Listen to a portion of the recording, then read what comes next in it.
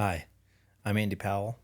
Normally, I am doing a podcast with another person. I don't do these ones by myself very often, but I thought it'd be a good idea to address voting since today's Friday. It's Friday evening before the primary election in Yavapai County on the 30th, which is this coming Tuesday. So I figured it'd be good to address the voting, the candidates that I know, and just share my opinion. I think I've met a lot of people that have a standard of, oh, I don't really share who I vote for, or I don't show you my ballot or anything like that. It's private, it's secret. I get the reason for that under certain circumstances, but right now I think it's more important than ever that we have the conversation of like, who are we all, because we're all in this together. Who are we all voting for and why, and what are the issues? You know, if I did this job full time, I could give you a really great breakdown of every single person on the ballot, but I just can't do that. This isn't my full time job. So I'll do what I can. So I'm going to break down the Republican primary ballot for Yavapai County according to where I live. I won't have every candidate. You might live in a different district in the county, but I'll have the ones relevant to me, and I'll go through those. And I'll share some of the facts that I've gathered about each individual, which, there's really not much, but maybe this will be helpful to somebody who doesn't know anything about the candidates. So I'll give you my perspective, and you do what you're going to do from there. I'll tell you who I'm voting for and why. And I encourage everybody to do their own vetting as much as possible before you fill in the bubble on your ballot. Right now, our nation is on the brink of destruction, and it is crucial. We have to figure this out. If we're going to be good Americans, if we're going to stay Americans, if we're even going to be America, then we need to use our sacred vote, our sacred right to vote, and we need to take responsibility for our position as an American. So, political stuff normally isn't really my thing, but I've kind of fallen into it this year by accident, and so I'm embracing that. While the drama of national politics is constantly unfolding, so is local politics.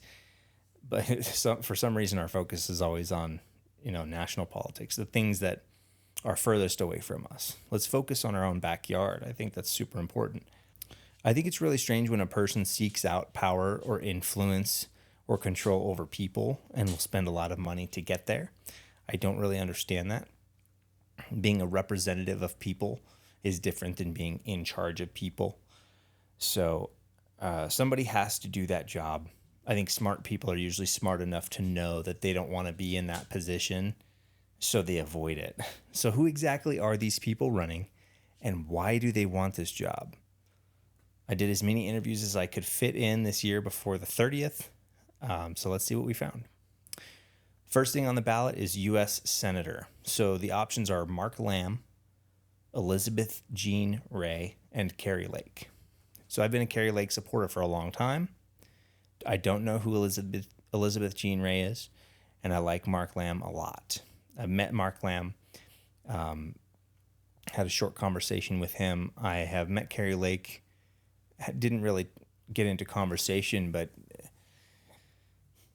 I was really surprised and really sad to find out that, hey, somebody's running against Carrie Lake. At first I saw, Mark Lamb's going to run for something. That's awesome. I'll totally vote for him.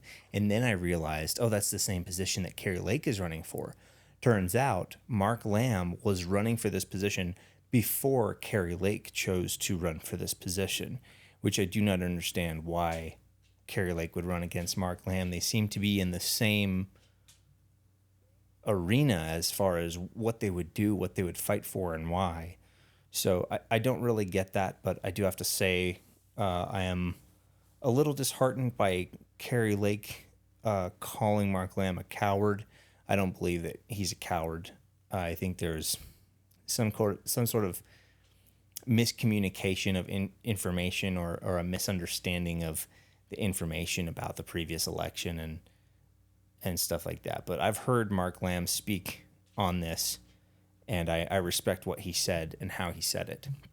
So I have actually changed I have to change my ballot now. I have filled out my ballot and I put Kari Lake, and then I learned this stuff about Mark Lamb. So I'm actually changing my vote from Kari Lake to Mark Lamb this time around. U.S. Congressman, District 2. We have Jack Smith and we have Eli Crane. Well, hopefully you already know who Eli Crane is. He's the best one we have right now, in my opinion. Former Navy SEAL. If you want to hear more of his story, you can listen to that on the Jocko podcast. His personal story of his time in the military and growing up and starting a business, all this stuff. Really good stuff.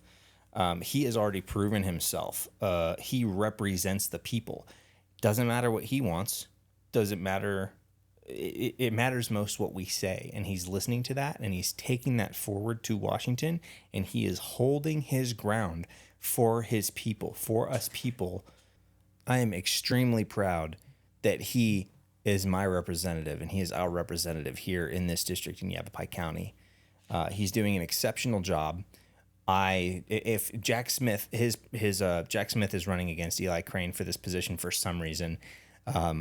There's a rumor that Jack Smith was paid to do so by Kevin McCarthy. I have no idea if that's true, if that's valid or not, but I do see that on Jack Smith's campaign signs around, they say a real conservative for rural Arizona, and real conservative is highlighted in red, as if to imply that the current person is not a real conservative. And what they would mean by that, if that's the implication, is that Eli Crane is not going along with the party or towing the party line in Washington, D.C. like they want him to. What he's actually doing is what he's supposed to be doing and representing the people. So I don't know Jack Smith. I've never met him. He used to work for Ace Hardware as like a transportation manager or something along those lines.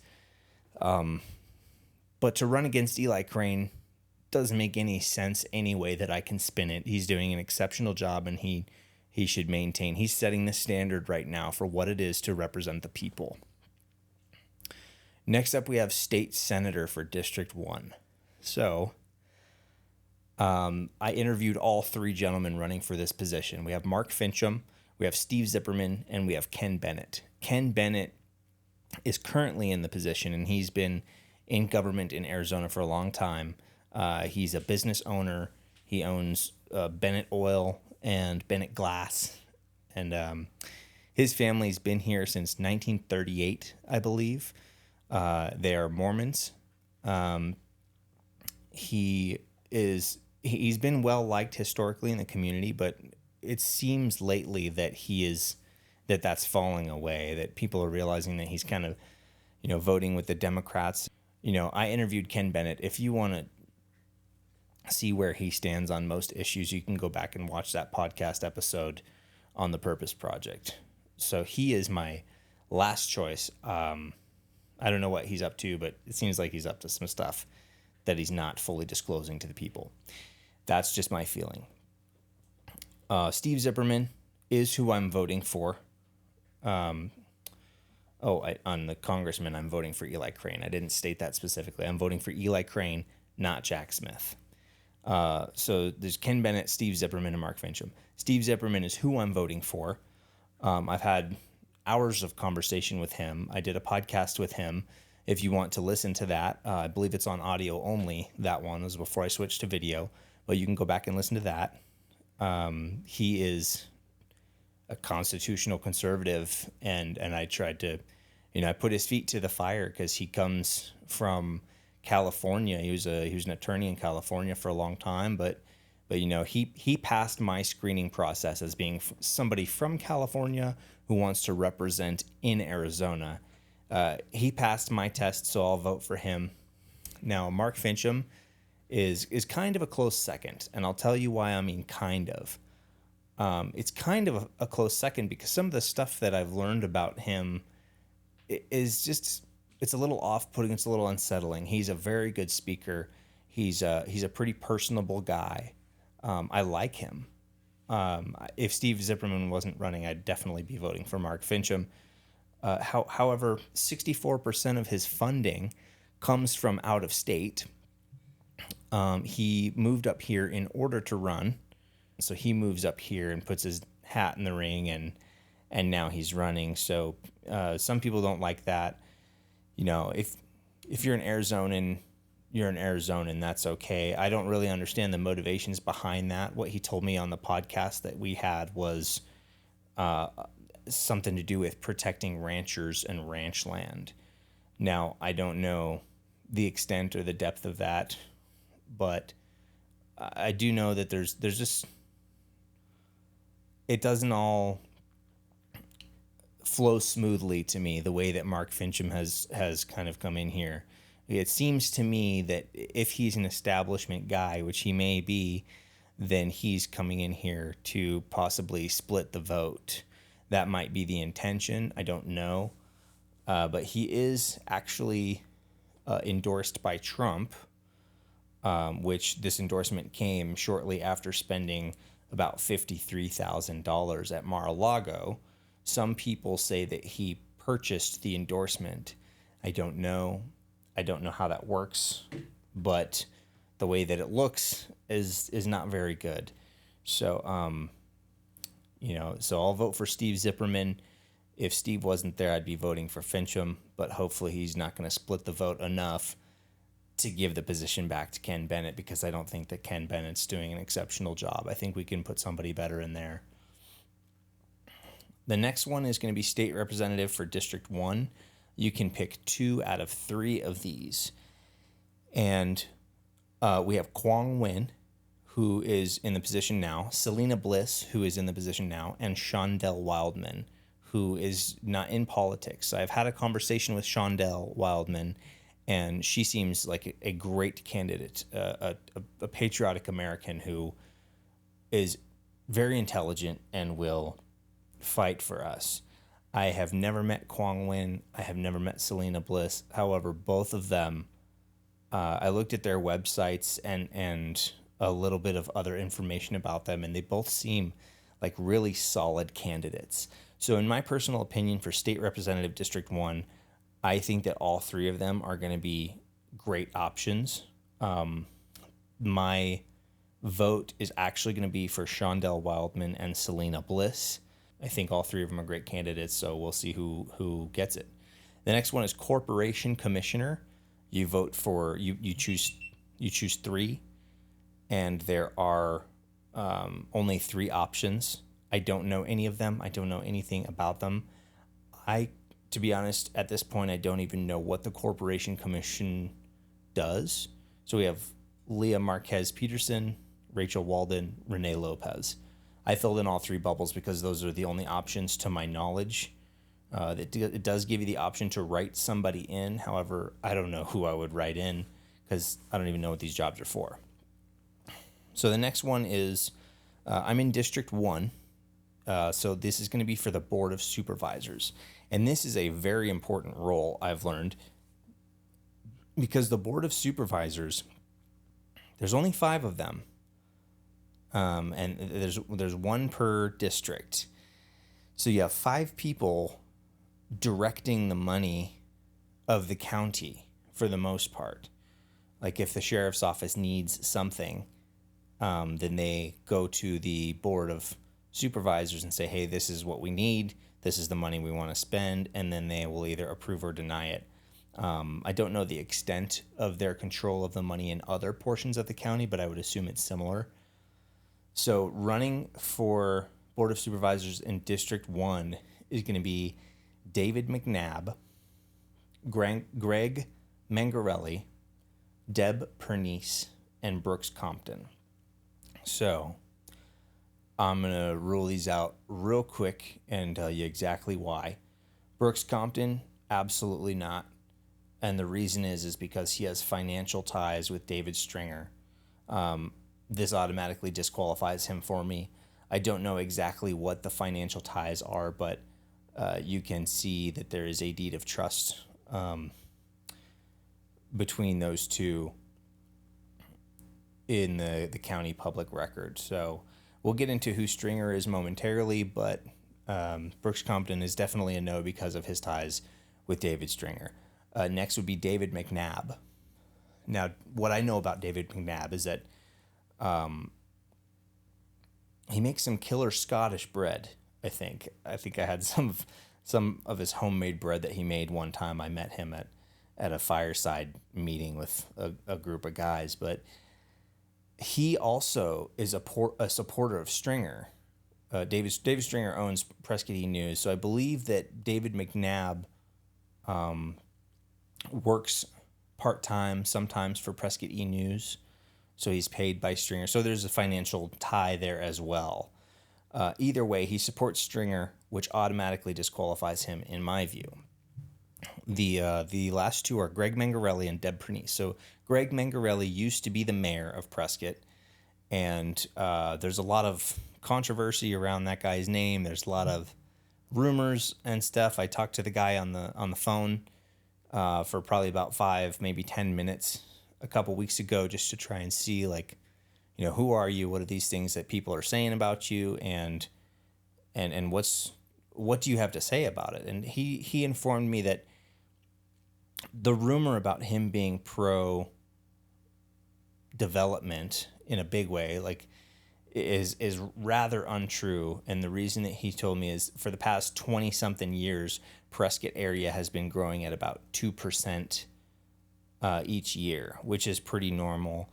And then it spiked when COVID happened, and he happened to be in the mayor's seat at that time. So other people are saying, hey, you want all this growth, or you support all this growth, or allow all this growth. Now, I don't know that he does, but I also don't fully know that he doesn't. He also has some ties to the rodeo stuff, which he put out a couple of videos recently that are pretty clear. So you might check those out. But Deb Pernice, I had a brief conversation with her on the phone, trying to learn about her as well. I know that she comes from California and was involved a little bit politically over there. I didn't get a great... I wasn't impacted greatly by her, thinking, wow, this is the most exceptional candidate out of the four. In my opinion, out of these four, Greg Mangarelli's the guy. It always seems like it's an issue of who's the least shitty person here for us to pick from.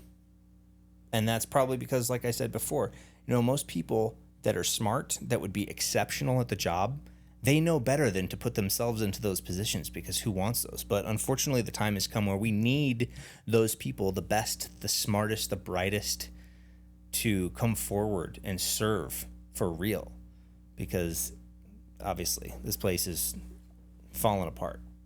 So I will be voting for Greg Mangarelli because I don't know that there's a better option. And to be honest, I'm not really super stoked about that vote. If I had more time to look into him, I might be more stoked about it, or I might have a different opinion. I really don't know. But at this point, I've done about all I can with the time that I have. Next on the list is county assessor. You can only vote for one for the Republican primary. It's Judd Simmons, so I filled in that bubble. Don't know a thing about Judd Simmons. Never met the person. County attorney. All right, so this is an important one.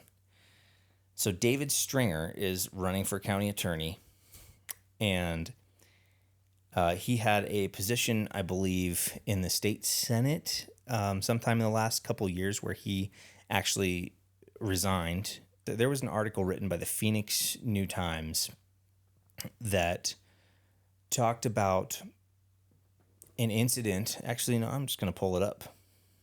So this is coming from a Phoenix New Times article, and this was written in 2019. And this is the title. Police report. David Stringer molested children, including disabled teen. Stringer was in his mid-30s at the time of the incident. This is written by Stephen Hisse and Lawrence Lanahan in March of 2019. So I'm going to read a little bit of this just so that you know who David Stringer is, and at least according to this article, and what his past is. And I don't think that anybody like this should be allowed to be in politics. I don't know how anybody has a lack of conscience to remove themselves from attempting to be in public service. I don't understand that mindset. But I'll read this. Baltimore police arrested former Arizona lawmaker David Stringer 4 decades ago on suspicion of repeatedly molesting 2 children, including a mentally defective or mentally incapacitated teenager, according to arrest reports released by the House of Ethics Committee on Friday. Baltimore detectives interviewed a 16-year-old boy in August of 1983 who said he and another child had oral and penetrative sex with David Stringer at least 10 times over the course of a year. On at least one occasion, Stringer paid each boy $10 after molesting them, the report states. Stringer was either 35 or 36 at the time. One of Stringer's victims went on to become a sexual offender himself, Phoenix New Times can confirm. Stringer, a Republican from Prescott, resigned from the Arizona House of Representatives on Wednesday after refusing to cooperate with an independent investigation into his sex charges, which were first revealed by Phoenix New Times in January. The document dump contains records collected by outside counsel Joseph Canfield of the firm Ballard Spahr over his weeks-long investigation. According to an arrest report, the father of one of Stringer's victims met with Baltimore police and gave them permission to interview his son. Stringer's victim told police that Stringer met the boys in Patterson Park near downtown Baltimore. The section of southeast Baltimore City where Stringer owned several properties in the 1980s to the west of 55-acre Patterson Park used to be notorious for prostitution. According to Baltimore Sun, stories of that era, men solicited teenage and even preteen boys in the area, leading Baltimore police and social workers to launch an effort to get the boys to stop hustling. The victim said Stringer asked if they wanted to go to his house and have some sex. The boys went to Stringer's apartment.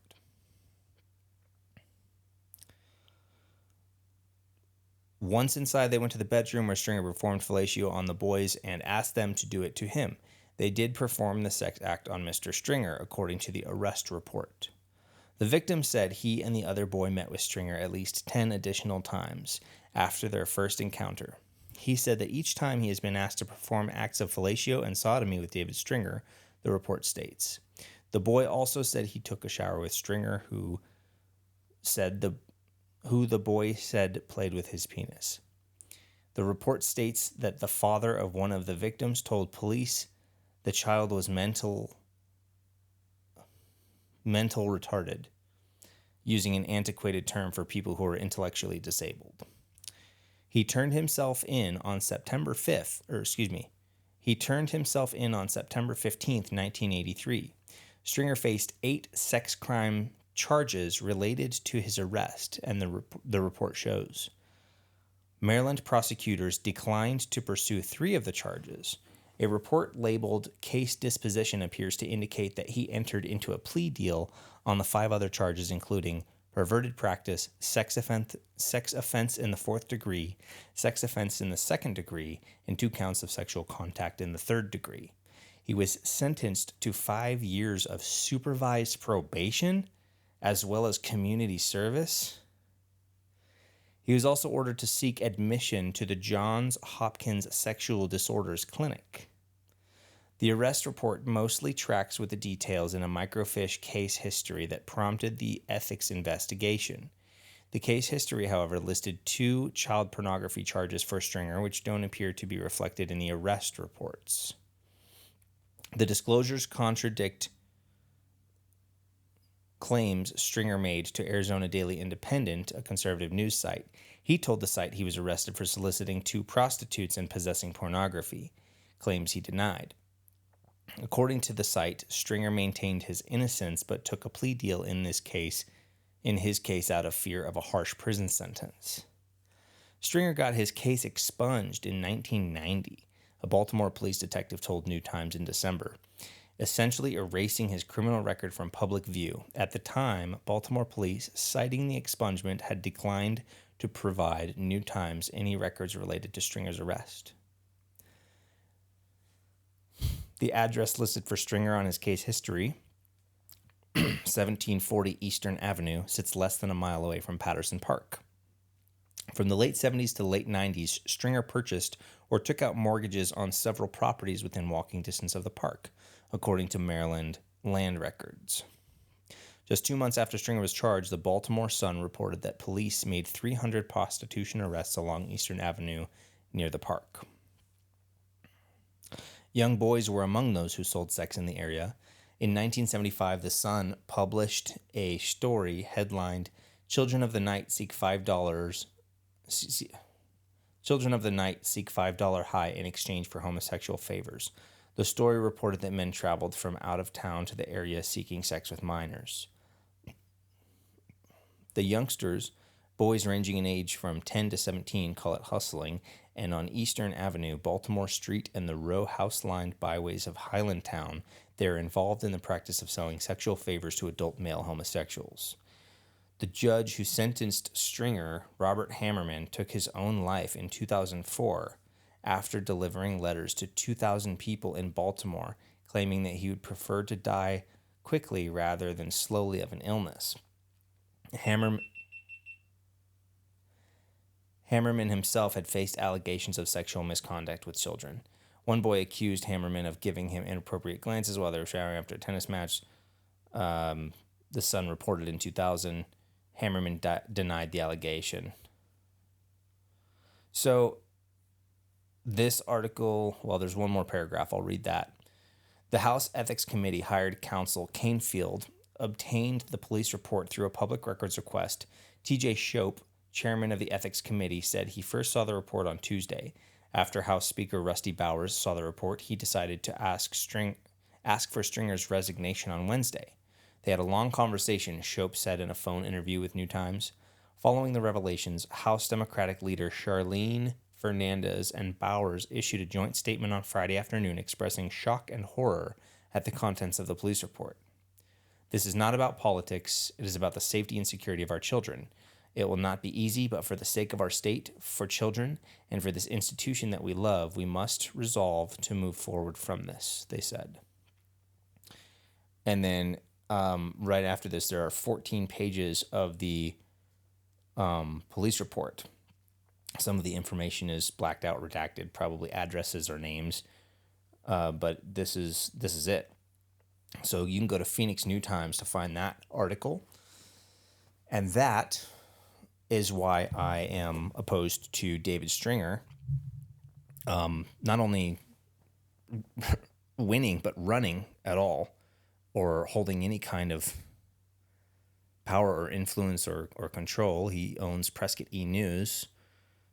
So, in my opinion, that's a problem, and we should not put somebody in the position of county attorney that has those tendencies or proclivities or preferences or whatever the hell you want to call it. The word pedophile comes to mind. So somebody like that, I don't believe should be put in office. So I will be voting for Dennis McGrain, who is currently the county attorney. I don't know much about him. But the craziest thing about this, well, I guess I just read the craziest thing, but another crazy thing about this is that both of these men who are running for county attorney have spent an exceptional amount of money. David Stringer's his campaign finance report says that this election cycle alone, he spent somewhere in the neighborhood of $186,000 trying to get elected to county attorney. And Dennis McGrain is not too far behind at $140,000 spending to get reelected. It's a huge number to me, but I guess if you're trying to prevent somebody like David Stringer from getting in, you'd want to spend the money. I completely agree. I have a hard time fathoming spending over $100,000 to try and get a county job that doesn't pay much. I just don't get it.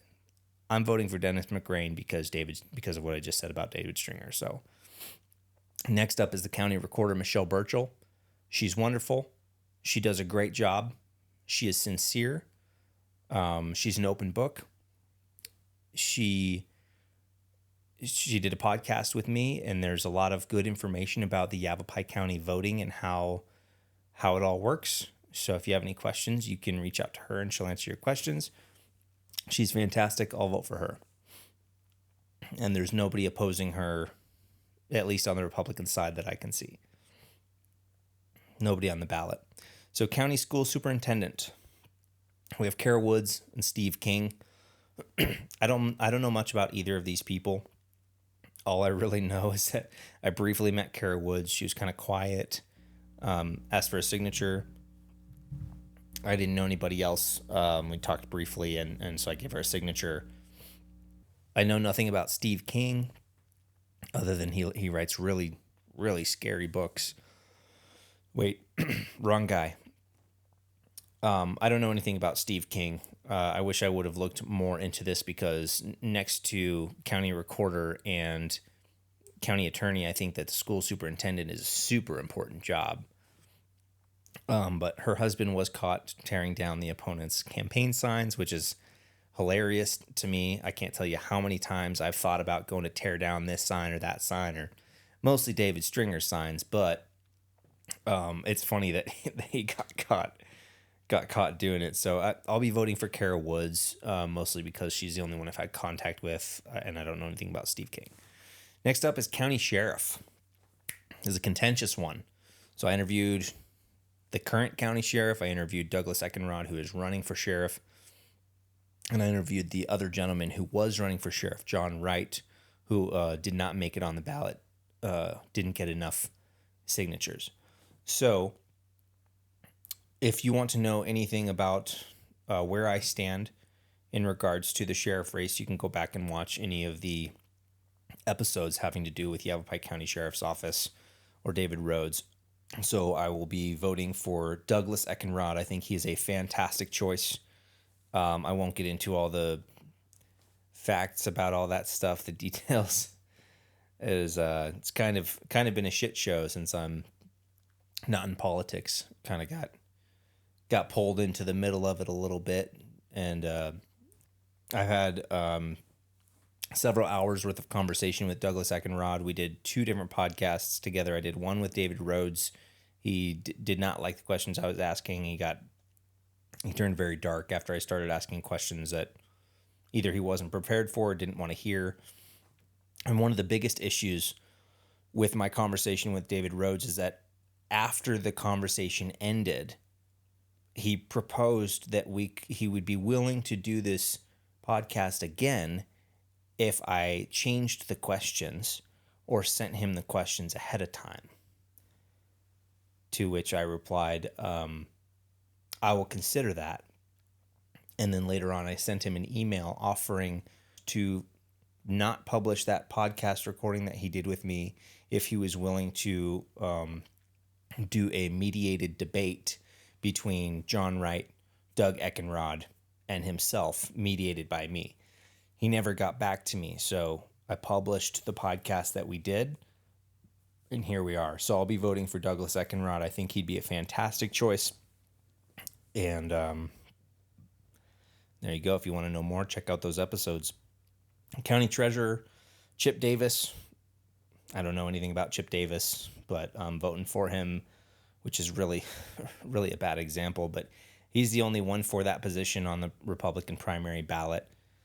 And then we have Judge of Superior Court, District 4.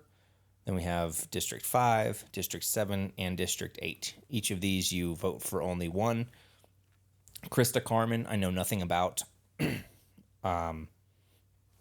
I filled in that bubble because they're the only person on the ballot for that position. And then we have District 5 is Henry Whitmer. I will be voting for Henry Whitmer, and there are 2 things I know about him. I had a brief conversation with him. I liked him. He was personable, and he is actually going up against a judge who has been appointed by our so-called governor, Katie Hobbs. So anybody that Katie Hobbs appoints, I think, is probably not good for the people. So I really hope that Henry Whitmer gets that position. Then District 7, Michael Bluff. I don't know anything about Michael Bluff. And District 8, I have Michael Bluff again, which I don't think that is correct, but I don't have my ballot in front of me. So whoever the one person was that is in that position, I am voting for them. So that is it. That's all the voting, all the stuff that I have for this election cycle's ballot. I think it's super important to do vetting. I really wish that I could have interviewed more of these people or interviewed them more than once. Do your own research. Do the best you can. Please educate yourself. If you have kids that are of age to vote, get them to vote if they're not already voting. But this is seriously one of the most important things that we can do as Americans. This and owning a gun and several other things. You need to exercise your rights because people are trying to take them every day. People are trying to take them every day. May the best men and women be put in that position. And while there's a lot of division right now in our county, in our country, and in the world, first and foremost, I am a follower of Christ. So that supersedes all other things. And secondly, I'm a patriot, an American veteran. And so that helps me to see that, I don't care what state you're from. If you're an American, I'll root for you. Even if I disagree with what you're saying, I'll root for your right to be able to say it, because bad ideas only get pushed aside by having better ideas, not by silencing them. Well, that's all I got for now. Make sure you get out there and vote this Tuesday, July 30th, before 7 p.m.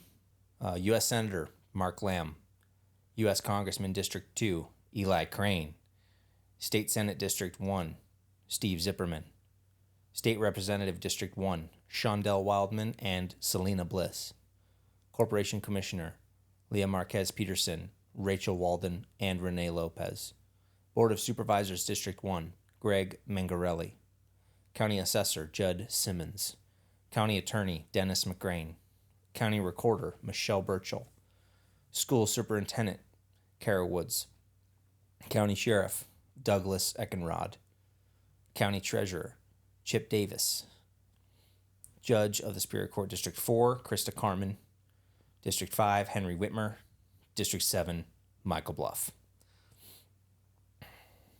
God bless America.